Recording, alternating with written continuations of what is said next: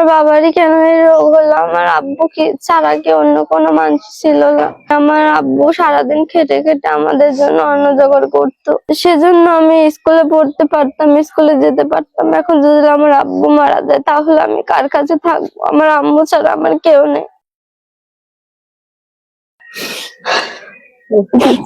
বেটি, তোমার আব্বু ভালো হয়ে যাবে, তোমার আব্বু সবাই সাহায্য করলে তোমার আব্বু সুস্থ হবে।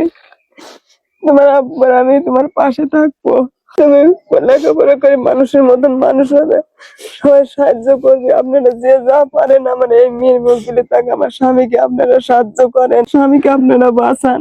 আমার স্বামীর যদি কিছু আমি এই মেয়ে কোথায় যাবো, আমি কার দরজায় যাই দাঁড়াবো? আমার সেরকম সঞ্চয় নাই, কেউ নাই, আমাকে দেখার মতন কোনো পরিবেশ নাই আমার স্বামী ছাড়া। আপনারা আমার স্বামীকে বাঁচান, স্বামীকে সুস্থ করেন, আমার স্বামীকে সব বাঁচান, আপনারা কিছু করে সাহায্য করেন। আমার এই মেয়েটার মুখ দিলে তাকান, আমার এই স্বামীর দিলে তাকায়।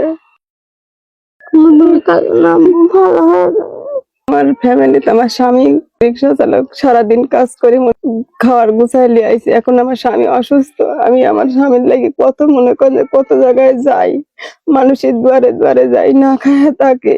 আমি মনে করেন ঢাকায় নিয়ে যাই, প্ল্যাটফর্মে রাস্তায় রাত কাটা থুয়ে আইছি।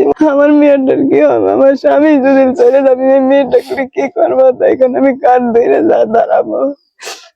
আমার সেরকম সমর্থ নাই। আল্লাহ তো আমার মেয়েটা প্রতিবন্ধী মানা দিয়েছে, এই প্রতিবন্ধী মেয়েটা নিয়ে আমি কোথায় দাঁড়াবো? আমার স্বামীর ক্যান্সার, মনে করেন যে ক্যান্সারের লাগে বাড়িতে বসে নিয়ে সারাদিন অসুস্থকে মানুষ একটু আমি মানুষের দুয়ারে দুয়ারে যায় চাইলে এসে খাবার দেই। আমি ডাক্তার বলেছে 2 লাখের মতন টাকা লাগবে, সেজন্য মনে করেন চিকিৎসা দেয়নি। টাকা থাকলে আজকে তিনি মনে করেন যে রেডিয়া থেরাপি চলেনি। আপনারা সবাই দেখেন কেন লাপড়াই আমি টাকার অভাবে বাসায় নিয়ে চলে আইছি। আমি আপনাদের কাছে হাত জোর করি, সাহায্য করতে যাই, আমার স্বামীকে সুস্থ করেন, আপনারা আমার স্বামীকে বাঁচান। আমার এই মেয়েটা বাঁচতে চাই, আপনারা এই মেয়েটা। আমার স্বামী চলে গেলে মনে করেন আমি এই মেয়েটাকে কার দুয়ারে যাই দাঁড়াবো? কারণ আব্বুর কিচ্ছু, আপনারা যদি কিছু করে সাহায্য করেন। আব্বু তুমি কাঁদো না। মনে করেন আমি খাবার জোগাবের পাইনি, আমি জ্বালিয়ে আসি মানুষের দরজায়, তিনি আমার স্বামীকে চিকিৎসা করতেছি, আবার মনে করেন তার সামনে খাবার দেয়। আমার এই মেয়েকে মনে করেন আমার অনাহারে দিন যায়। আপনারা দয়া করে আমার স্বামীকে সাহায্য করেন, বাঁচান। আপনারা দয়া করলে আমার স্বামী সুস্থ হয়ে যাবে।